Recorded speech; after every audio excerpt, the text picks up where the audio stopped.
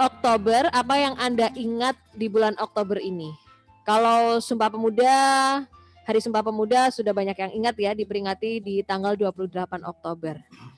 Kawan, bulan Oktober itu juga ditandai sebagai bulan bahasa dan sastra. Bahasa kita, bahasa Indonesia adalah bahasa persatuan, dan beberapa tahun sebelumnya pernah ada wacana bahasa Indonesia bisa menjadi bahasa ASEAN. Bahkan seorang budayawan Indonesia yang terkenal, Romo Magnis atau Frans Magnis Suseno, juga menilai bahasa Indonesia layak menjadi bahasa global karena di bahasa Indonesia bisa diungkapkan apa saja, jadi akan masuk akal kalau bahasa Indonesia diakui di ASEAN.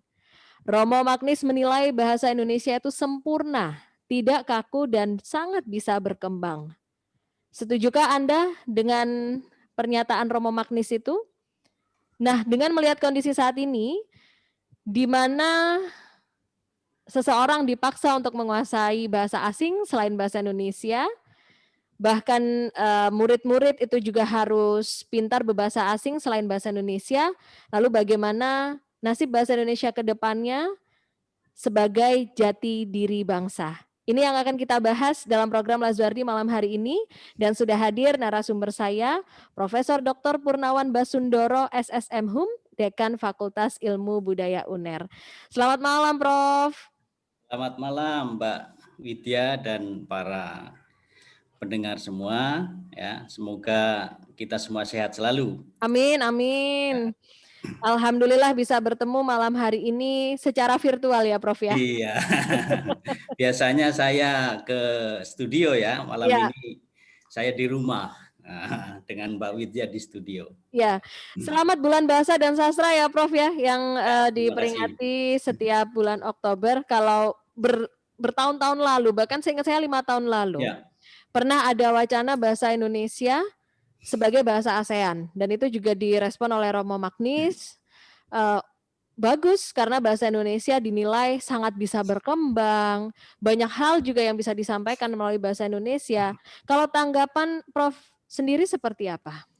Ya, saya kira bahasa Indonesia itu kan merupakan bahasa yang jumlah penuturnya itu luar biasa banyak. Karena memang jumlah penduduk Indonesia itu lebih dari 300 juta ya. Iya. Nah, kalau misalnya 60% saja menggunakan bahasa Indonesia, itu sudah 200 juta lebih gitu ya. Ya. Belum lagi dengan misalnya dengan para warga Indonesia yang ada di berbagai tempat di luar negeri yang juga membawa bahasa Indonesia. Ini artinya sebenarnya potensi bahasa Indonesia sebagai bahasa global itu luar biasa. Apalagi kalau kita melihat sejarah dari perkembangan bahasa Indonesia sendiri itu kan merupakan bahasa yang sangat fleksibel memang, karena asal-usulnya bahasa ini adalah bahasa komunikasi dagang gitu ya. Lingua franca itu yang dipakai sebagai komunikasi di berbagai tempat gitu ya, terutama di kawasan Asia Tenggara sebenarnya. Nah, oleh karena itu kalau menginginkan bahasa Indonesia sebagai bahasa global, katakanlah dimulai dari sebagai bahasa kawasan di ASEAN itu sangat memungkinkan gitu ya. Nah, tinggal kita mau atau tidak gitu ya, menjadikan bahasa Indonesia itu terus-menerus didorong sebagai bahasa di kawasan ASEAN itu sendiri atau di kawasan Asia Tenggara gitu. Ya. Kalau memilih mau, tidak sesimpel kata-kata mau ya, Prof ya, mungkin. Ya betul. Upaya yang harus dilakukan agar bahasa Indonesia itu bisa didorong sebagai bahasa global. Langkah awalnya gimana, Prof, untuk bisa sampai ke sana? Jadi begini, langkah awal sebenarnya sudah dilakukan ya oleh pemerintah Indonesia itu. Secara kelembagaan itu sudah dilakukan. Pertama, pada tahun 2009 gitu ya, pemerintah Indonesia itu mengeluarkan Undang-Undang Nomor 24 tahun 2009 tentang bendera, bahasa serta lambang kebangsaan. Ya. Di sana itu sudah diatur secara detail penggunaan bahasa Indonesia itu di berbagai lokasi dan forum gitu ya. Dan kemudian pada tahun 2019 gitu ya, jadi 10 tahun setelah Undang-Undang Bendera Bahasa dan Laut Kebangsaan itu diundangkan, itu pada tahun 2019 pemerintah mengeluarkan Peraturan Presiden nomor 63 tahun 2019 tentang penggunaan bahasa Indonesia. Nah, di dua aturan perundangan itu nyaris sebenarnya di setiap forum, baik forum nasional maupun forum internasional, itu memang harus menggunakan bahasa Indonesia. Jadi bukan berarti misalnya pengeluaran aturan undang-undang itu dalam rangka misalnya untuk agar ya karena kita tidak suka bahasa Inggris misalnya, terus kemudian dikeluarkan dua peraturan perundangan itu. Karena nyatanya memang dua aturan itu digunakan dalam rangka untuk mempopulerkan bahasa Indonesia sebagai bahasa global. Nah, tantangan berikutnya adalah karena memang bahasa Indonesia sendiri itu memang di kancah global itu masih kalah populer dengan bahasa Inggris ya, serta bahasa PBB lainnya seperti bahasa Arab, bahasa Cina dan sebagainya itu. Nah, tentu saja upaya yang harus terus dilakukan adalah ya sebisa mungkin selama kita berkomunikasi dengan berbagai komunitas ya menggunakan bahasa Indonesia. Sebagai contoh misalnya ya, ini yang unik.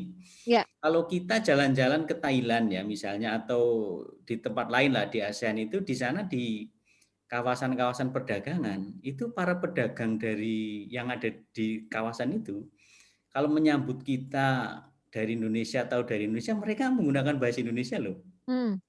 Demikian juga dengan para pedagang di Saudi Arabia.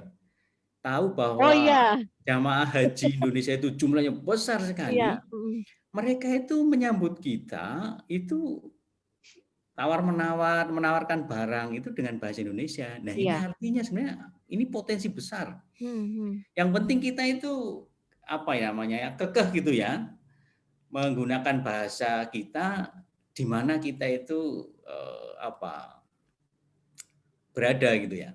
Nah, dengan cara semacam itu memang pelan-pelan bahasa Indonesia akan dikenal gitu sebagai bahasa di tingkat global itu, Mbak. Iya.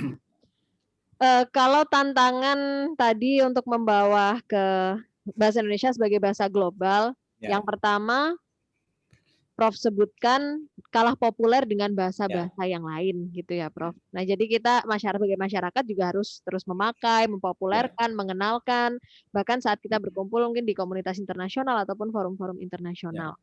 Tapi pada kenyataannya, Prof, di Indonesia sendiri semakin lama itu masyarakat dituntut untuk bisa berbahasa asing gitu selain bahasa Indonesia.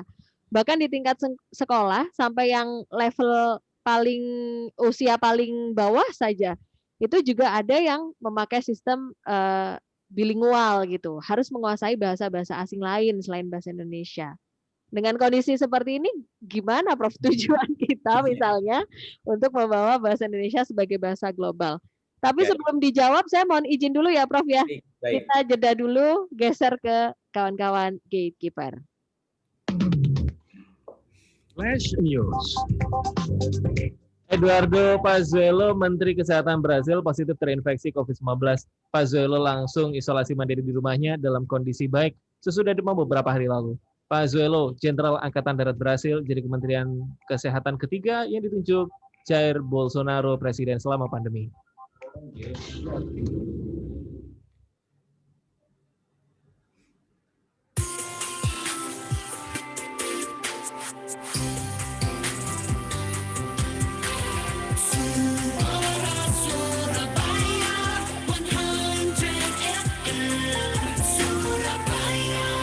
Mungkin ada yang baru bergabung dengan FM 100 Suara Surabaya atau juga Visual Radio Suara Surabaya.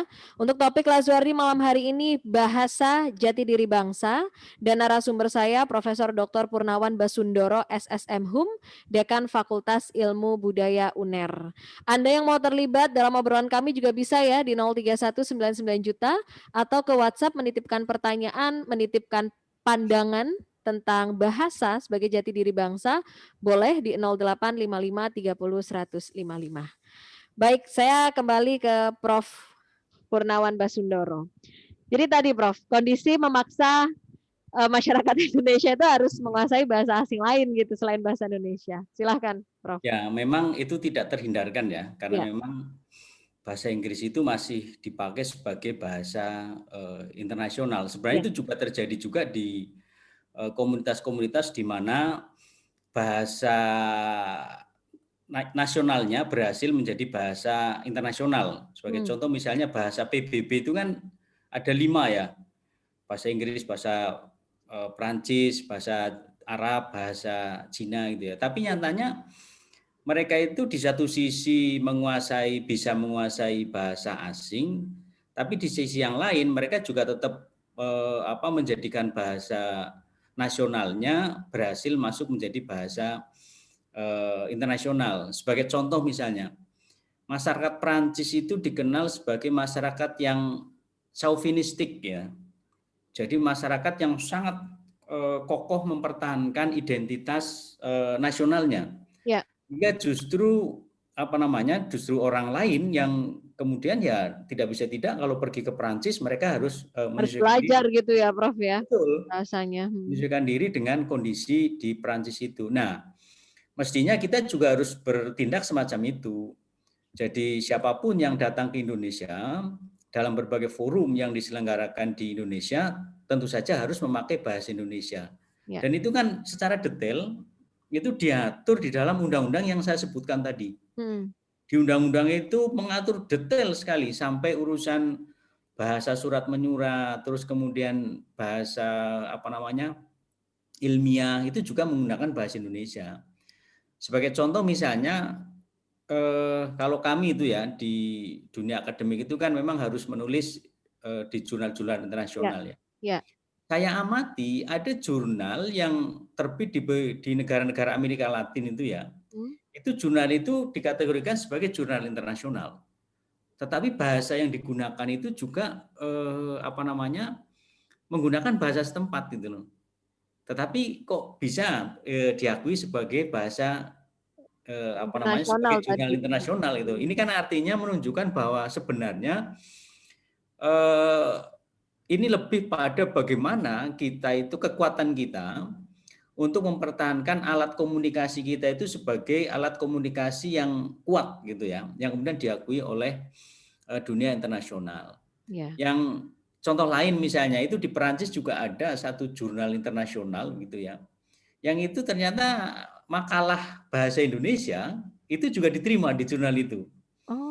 Nah ini sebenarnya hal-hal semacam ini sebenarnya titik-titik di mana menunjukkan bahwa bahasa itu sebenarnya bukanlah menjadi halangan ya untuk kita mempopulerkan berbagai hal, berbagai pemikiran yang kita miliki. Nah, karena sekolah atau lembaga pendidikan itu merupakan lembaga atau organisasi yang memang secara aktif itu ya mengajarkan anak dan lain sebagainya dalam berbahasa dan lain sebagainya, mestinya lembaga-lembaga pendidikan semacam itu yang memang harus kuat dalam mempertahankan keberadaan bahasa Indonesia sebagai bahasa komunikasi mereka. Jadi oke lah misalnya bahasa asing diajarkan, tapi tetap saja bahwa bahasa Indonesia itu diposisikan sebagai bahasa utama. Karena kan ini kan sebenarnya persoalan ya dalam tanda kutip ya kuat-kuatan siapa yang paling kuat bisa mempertahankan bahasa dan kemudian paling kuat mengenalkan bahasa kita ke dunia luar. Nah, itulah yang akan mampu menjadikan bahasanya sebagai bahasa komunikasi global, Mbak. Ya. Kalau dengan kondisi saat ini berarti apa, Prof? Masyarakat kita kurang kuat gitu mempertahankan bahasa Indonesia sebagai alat komunikasi? Ya, saya katakan ya. Jadi kita mudah menyerah dengan dengan berbagai argumen ya yang digunakan oleh bangsa lain gitu yang memaksakan bahasanya sebagai agar kita menggunakan bahasa itu. Padahal kalau kita mengacu kepada berbagai aturan yang telah diterbitkan oleh pemerintah, mestinya kita gunakan saja aturan itu sebagai langkah untuk mengenalkan bahasa kita sebagai bahasa pergaulan yang luas gitu ya. Jadi kita tidak boleh menyerah dengan kondisi semacam itu. Artinya kalau kita menyerah, maka upaya untuk menjadikan bahasa Indonesia sebagai bahasa global itu akan gagal gitu. Ya.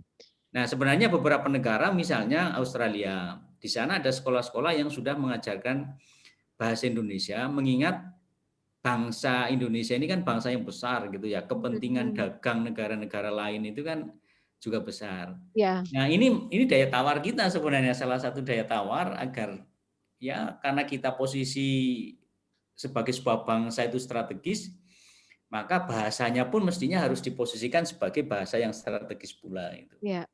Ya. Saya jadi ingat ini bahasa Korea, Prof.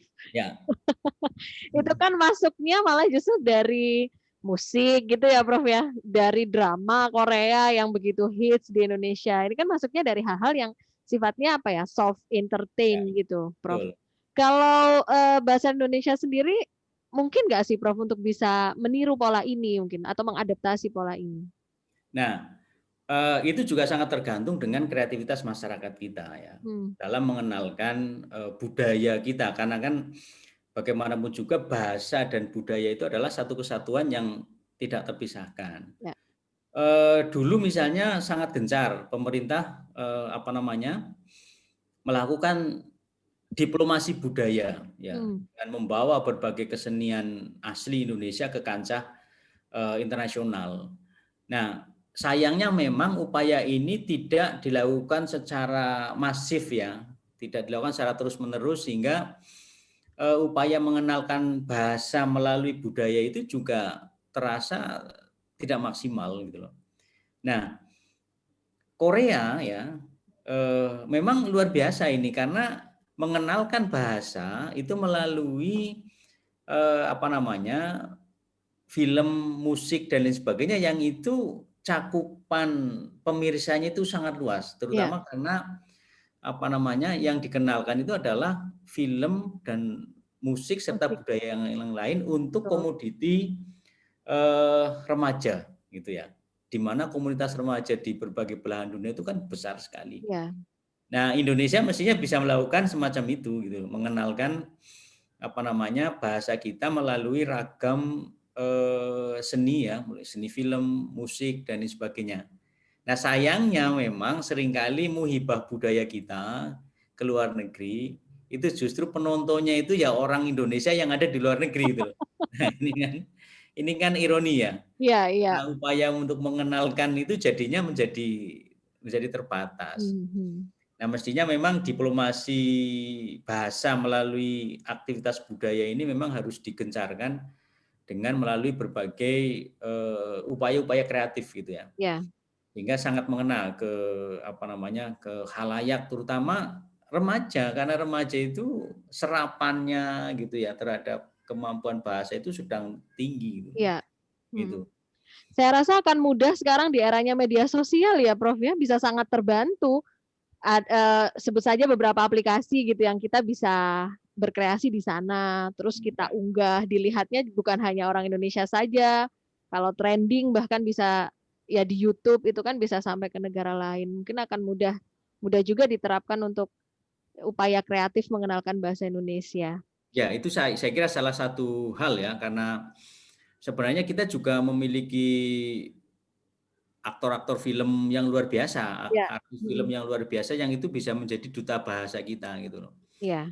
Nah, memang ya kadang-kala memang mengenalkan film ke luar negeri ya tentu saja di samping filmnya berbahasa Indonesia ya nanti di bawahnya ada teks gitu ya ke bahasa asli itu. Nah, ini memang upaya-upaya semacam ini memang harus dilakukan secara masif gitu ya. Kita tidak boleh menyerah dalam rangka untuk mengenalkan bahasa kita ke khasanah global itu. Kalau kemudian usaha kita itu tidak maksimal ya memang menurut saya agak tersendat-sendat upaya mengenalkan kita sebagai bahasa internasional itu.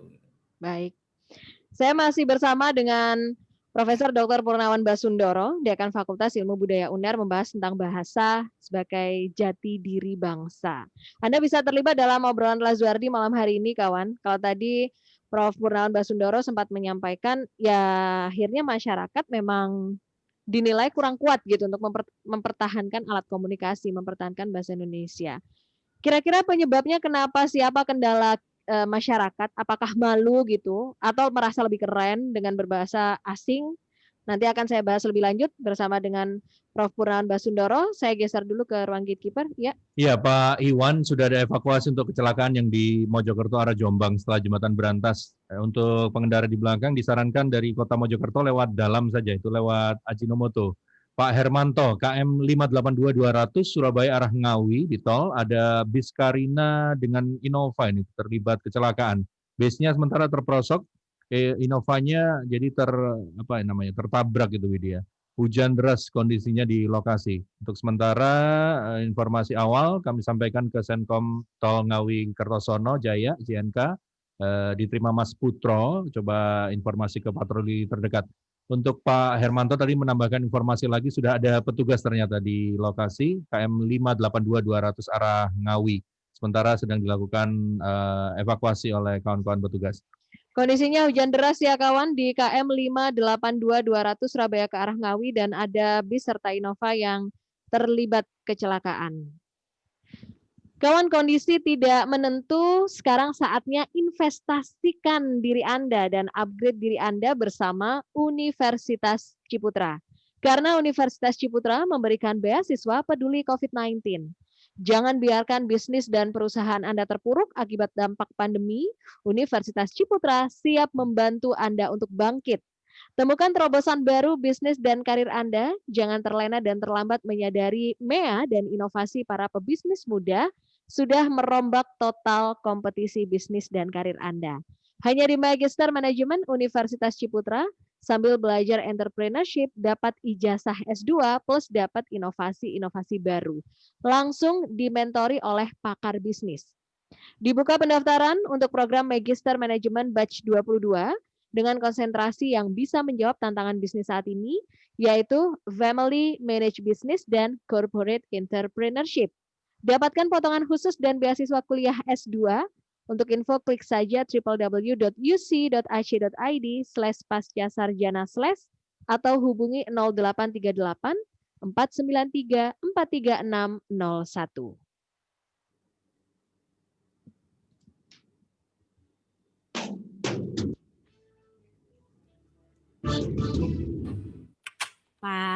Papa, masih banyak ya kerjaannya. Iya nih Mah, Papa mesti siapkan laporan sama bahan meeting buat besok. Mama tidur duluan ya, kan besok pagi mesti ke pasar. Udah enggak dong Pa, kan sekarang Mama belanjanya di 100smart.id. Mau pesen apa aja bisa. Hari ini Mama sudah order, besok pagi tinggal nunggu dikirim ke rumah. Praktis kan Pa? Wah, gampang banget ya Ma belanja di 100smart.id. Kalau gitu, sekarang Mama temenin Papa lembur ya. Bikinin kopi, masakin mie, pisang goreng. Nggak jadi deh, Mama tidur. Aduh Mama, ayo dong Ma. Bener banget, belanja di 100smart.id makin mudah. Order hari ini sampai jam 2 siang, belanja Anda akan dikirim besok sebelum jam 9 pagi. Ada sayur, buah, sembako, dan kebutuhan dapur lainnya lengkap dan mudah. Klik www.100smart.id atau hubungi 0877 03 kali 51001. 100smart.id, easy way. Flash News. Kawan Doni Monardo, Kepala Badan Nasional Penanggulangan Bencana, mengajak masyarakat tidak bepergian saat libur panjang mulai 28 Oktober sampai 1 November. Hari libur diisi dengan melakukan aktivitas merawat lingkungan, bisa kerjasama dengan RT RW, kerja bakti, persiapan musim hujan ekstrim.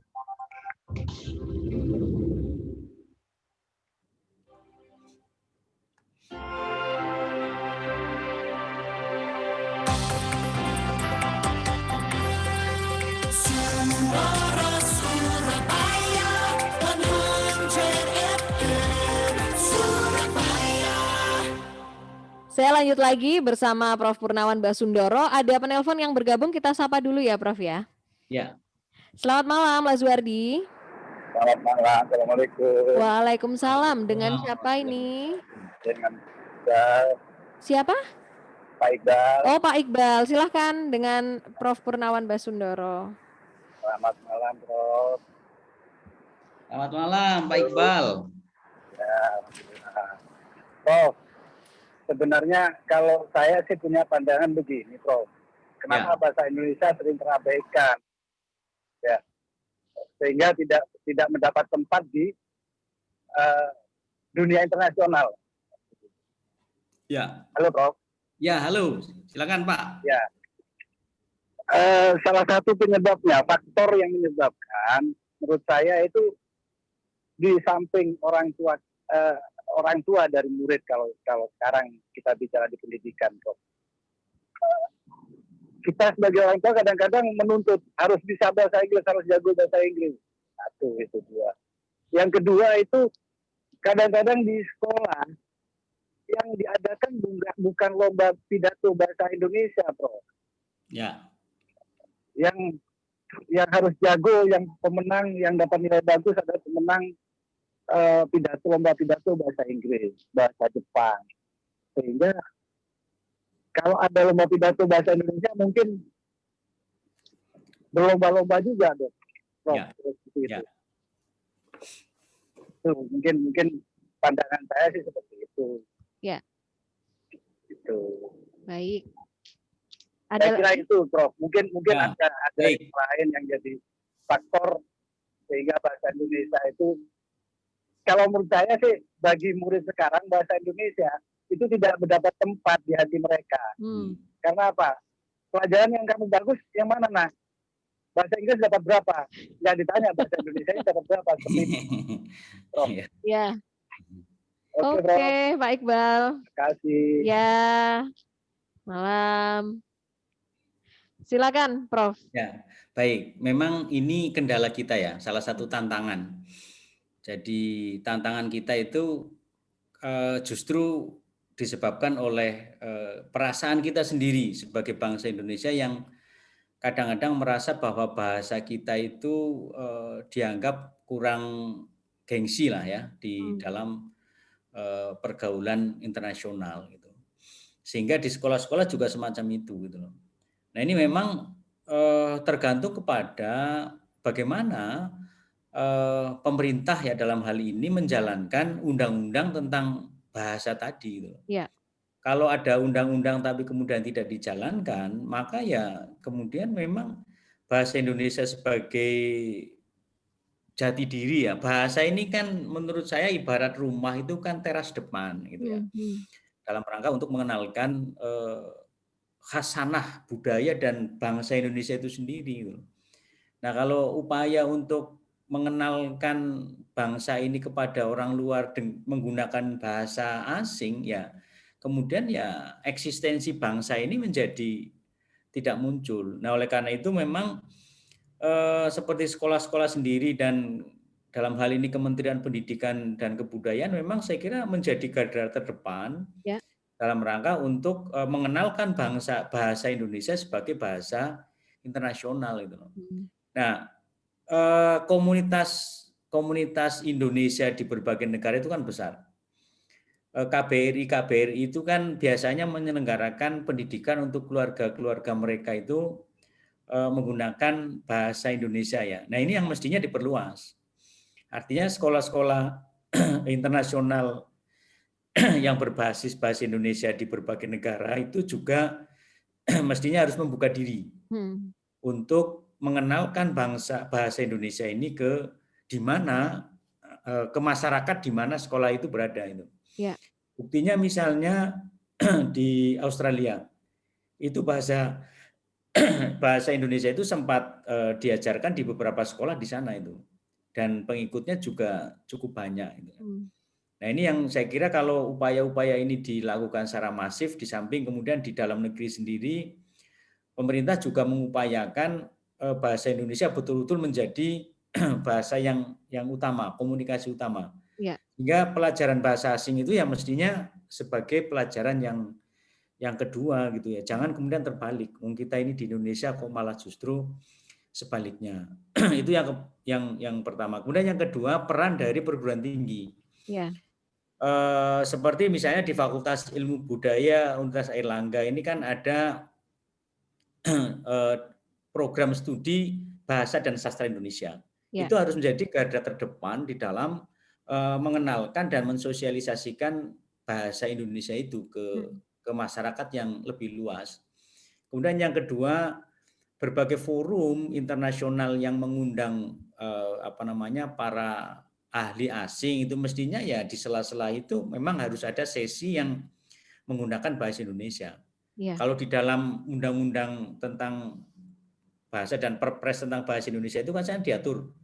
Kalau misalnya ada orang asing yang datang ke Indonesia di dalam berbagai forum itu bisa didampingi penerjemah gitu ya. Nah, dengan cara semacam itu maka paling tidak secara suara gitu ya, itu orang asing menjadi kenal, oh inilah yang disebut sebagai bahasa Indonesia. Dengan undang-undang dan Perpres itu, Prof, berarti setiap masyarakat itu punya hak ya untuk memaksa dalam tanda kutip, misalkan ada warga negara asing yang datang untuk memakai bahasa Indonesia gitu.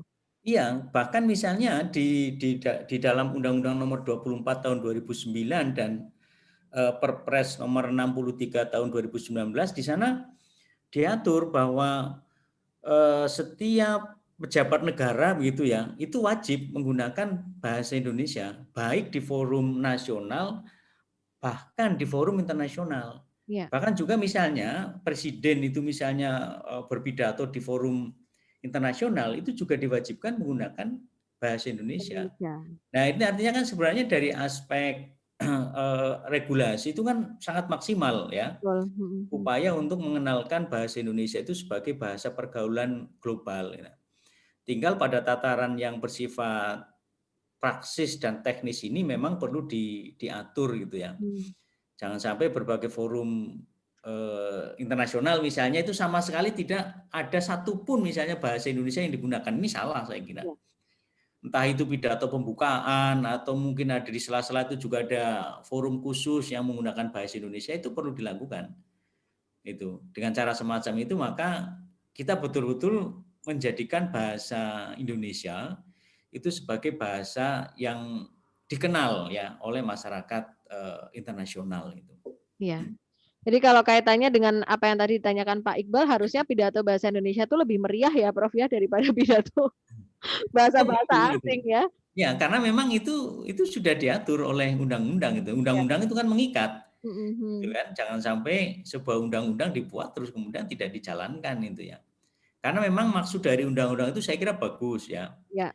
Bangsa Indonesia yang memiliki penduduk yang sangat besar memang mestinya dominan gitu ya. Mendominasi baik bahasanya, baik budayanya, yang mendominasi dalam arti ya dikenal lah gitu ya. Bahasa kita itu dikenal gitu ya. Nah, oleh karena itu upaya untuk menjadikan bahasa ini yang memang kita juga harus berbahasa Indonesia yang baik gitu ya, sehingga bahasa Indonesianya itu tidak menjadi rusak dan tidak membingungkan gitu ya para penutur bahasa itu atau orang asing yang ingin mencoba belajar bahasa Indonesia. Ya. Baik, kita sambung dengan penelpon lagi ya, Prof. Ya, baik. Selamat malam, Lazuardi. Selamat malam dari Pak Edi Tarakan. Oh, Pak Edi di Tarakan. Selamat malam. Luar biasa dari Tarakan. Ya. Selamat malam. Ya, ya silakan Pak Edi dengan Prof. Pakai streaming. Baik tema ini. Kalau kita bicara bahasa ya, bahasa Indonesia tidak perlu, bahasa asing tidak perlu. Jadi kalau bisa semua bahasa harus bisa. Karena kalau kita tidak mengerti bahasa asing, itu lama-lama kita dibodohkan oleh bahasa lain. Intinya gitu apa yang saya sampaikan.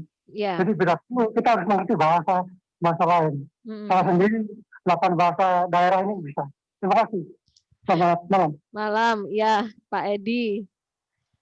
Bahasa Indonesia perlu, bahasa asing perlu, bahkan bahasa daerah itu juga perlu, Prof.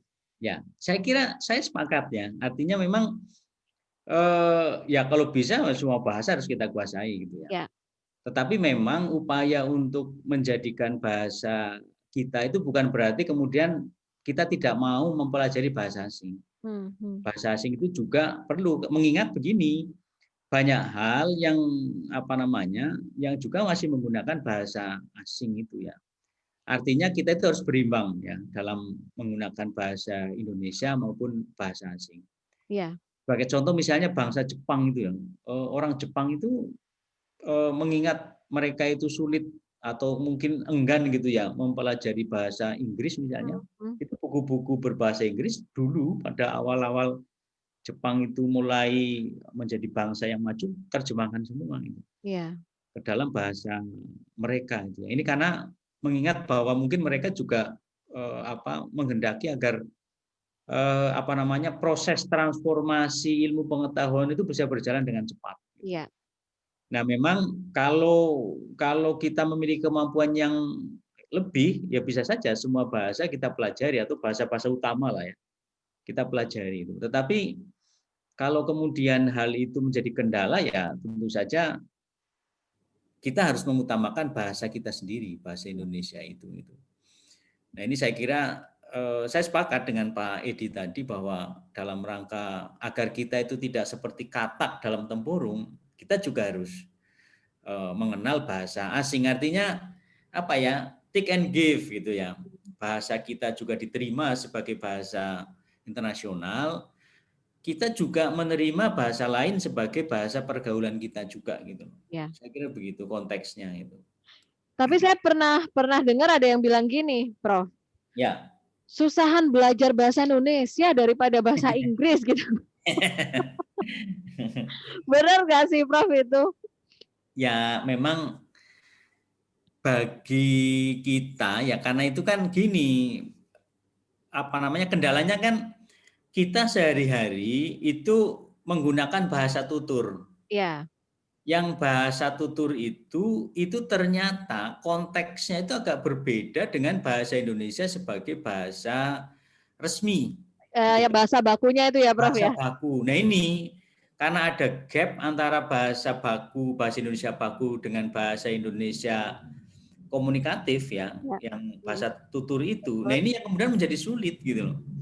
Karena yang ada di otak kita itu adalah yang secara otomatis kita gunakan sehari-hari itu adalah bahasa yang asal yang penting bisa diketahui sebagai alat komunikasi gitu loh. Ya. Nah, sehingga ketika kita mempelajari bahasa Indonesia yang baku itu yang menurut EYD kita menjadi kesulitan gitu. Nah, saya sendiri juga mengalami dulu waktu SMA misalnya ujian tata bahasa itu ya banyak salahnya juga itu karena itu tadi ada gap antara bahasa sehari-hari, bahasa komunikasi, bahasa tutur tadi dengan bahasa yang baku tadi gitu. Nah, ini yang kendala kita.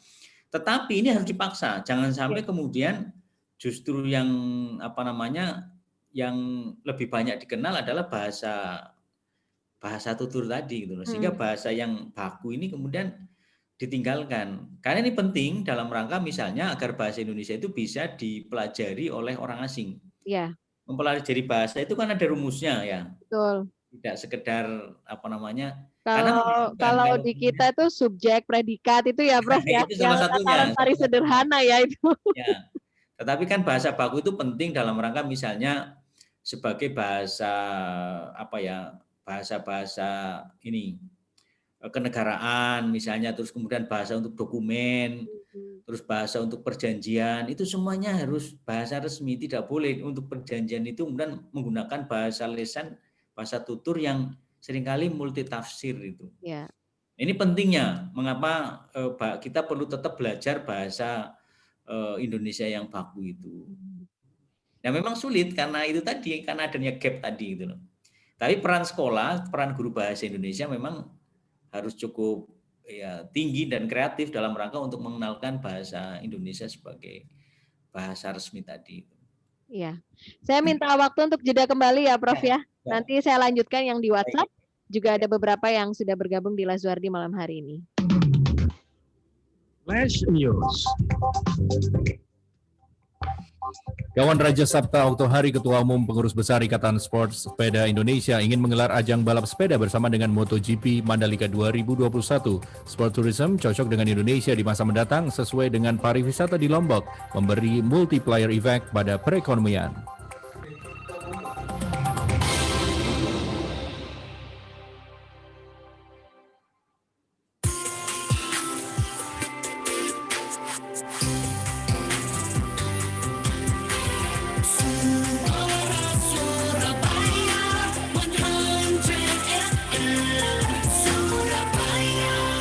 Sebelum saya bergeser ke WhatsApp yang sambung di Lazuardi malam hari ini dengan topik bahasa jati diri bangsa, saya berbagi kabar yang lain dulu tentang kenyamanan berkendara.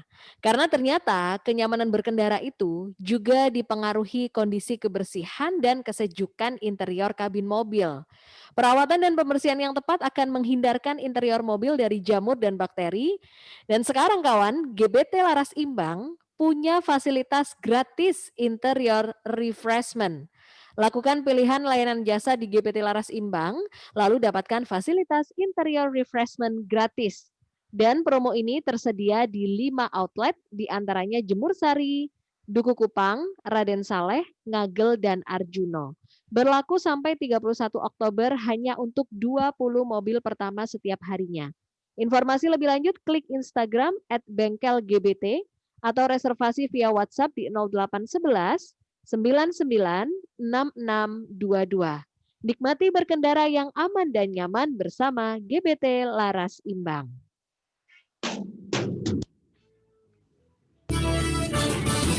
Saya langsung geser ke WhatsApp ya, Prof. Pertanyaan yang dititipkan Mas Muhammad Yusuf. Dulu era tahun 90-an zaman sekolah SD, SMP, SMA, budaya barat itu gencar-gencarnya masuk. Baik itu lewat musik, lalu juga di lingkungan sekolah, pokoknya serba kebarat-baratan. Kalau nggak ada kebarat-baratan, serasa bukan di negara Indonesia justru. Jadi dulu musik kebarat-baratan itu juga pernah ada yang dilarang. Nah, yang mau ditanyakan, fenomena kebarat-baratan mulai gencar di tahun 90 ataukah di tahun 90-an itu tahun di mana sudah melebur sebenarnya fenomena kebarat-baratan ini? Itu pertanyaan dari Mas Yusuf, bisa direspon dulu, Pak. Baik, sebenarnya kan gini ya, Indonesia sudah memasuki era global itu kan sudah sangat lama gitu ya. Sudah abad ke-17 itu kita sudah masuk ke dalam pergaulan global tadi ya. Tetapi memang ya tidak semuanya sama dengan kondisi sekarang. Walaupun kondisi sekarang itu memang menjadi sangat luas, di mana masyarakat itu nyaris tidak bisa dipisahkan dengan yang namanya fenomena global itu. Nah, tetapi memang karena sekarang ini dunia semakin mengglobal, ya bahasa itu memang ya mengikuti ya. Mengikuti itu artinya di dalam kondisi global ini justru mestinya kita juga harus mengglobalkan bahasa Indonesia melalui berbagai, sekarang ini kan media sosial dan sebagainya, aplikasi-aplikasi itu kan sangat ini ya, sangat gencar ya. Ya melalui itu mestinya. Dengan cara semacam itu maka kita juga mengenal budaya dari berbagai belahan dunia. Budaya kita beserta khasanah bahasa kita juga harus dikenalkan kepada dunia gitu ya. Kita harus take and give, jangan sampai kita kemudian sebagai sebuah bangsa seperti menyerah kepada nasib gitu. Memang tahun 90-an itu sangat gencar ya, berbagai film dari barat itu menyerbu kita dan sebagainya, budaya-budaya lain melalui berbagai media masuk ke kita gitu. Nah, tetapi kalau kita itu kemudian menyerah pada situasi semacam itu maka kita sebagai sebuah bangsa atau eksistensi kita sebagai sebuah bangsa bisa hilang gitu. Apa bedanya kita dengan orang Eropa misalnya? Kalau misalnya kita makannya makan keju, bajunya baju Eropa, terus kemudian bahasanya bahasa Inggris dan sebagainya.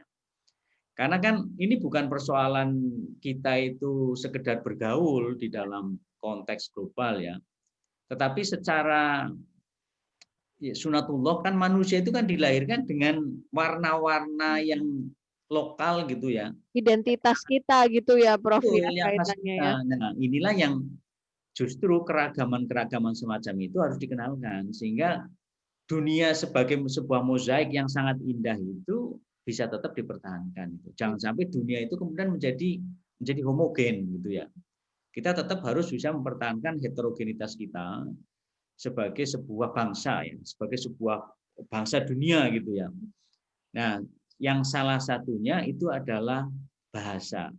Nah, kalau kemudian kita itu nggak apa-apalah kita manut saja dengan gelombang global itu, ya hilang semua nanti kita. Eksistensi kita sebagai sebuah bangsa itu akan hilang. Iya. Apalagi seperti saya katakan tadi, bahasa itu adalah garda terdepan ya bagi sebuah bangsa. Jati diri kita sebagai sebuah bangsa itu melekat erat ada di dalam bahasa itu. Kalau sebuah bahasa itu hilang, peradaban akan hilang. Sebagai contoh misalnya peradaban Latin itu ya, di Yunani sana dulu itu, peradaban Helenis gitu ya, dengan bahasa tuturnya adalah bahasa Latin. Ketika bahasa Latinnya itu hilang, peradaban Helenis itu hilang gitu loh. Nah, ini contoh gitu. Sama dengan misalnya nanti peradaban Jawa. Kalau bahasa Jawanya hilang, maka yang disebut sebagai orang Jawa gitu ya, peradaban Jawa, budaya Jawa itu juga akan hilang gitu ya, Prof. Juga dengan kita sebagai bangsa Indonesia gitu, saya kira begitu. Baik.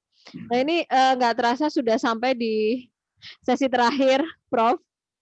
Menyambung Pak Jumadi yang sambung lewat WhatsApp juga, kalau bahasa itu menunjukkan bangsa. Jadi akhirnya apa yang harus dilakukan masyarakat, Prof, untuk karena ini kan identitas ya, kalau tidak dipertahankan, maka tadi yang dijelaskan Prof. Purnawan Basundoro, ya kedepannya justru malah bisa hilang bangsa kita. Apa yang bisa dilakukan oleh masyarakat? Silakan Prof. Saya kira sebagai begini. penutup. Ya, kita tetap harus menggunakan bahasa Indonesia sebagai bahasa keseharian kita. Ya. Untuk mendampingi bahasa daerah ya. Bahasa daerah itu mendampingi bahasa Indonesia. Jadi di berbagai forum, baik di unit-unit kerja, di unit-unit pendidikan, dan lain sebagainya itu, selama kita tidak ada orang asing yang mengajak berbahasa asing, mestinya kita tetap harus bertahan menggunakan bahasa Indonesia. Kita itu adalah bangsa besar dengan penduduk yang sangat luar biasa banyak. Otomatis dengan jumlah penduduk yang besar itu kita mampu mempertahankan bahasa Indonesia sebagai bahasa kita ya.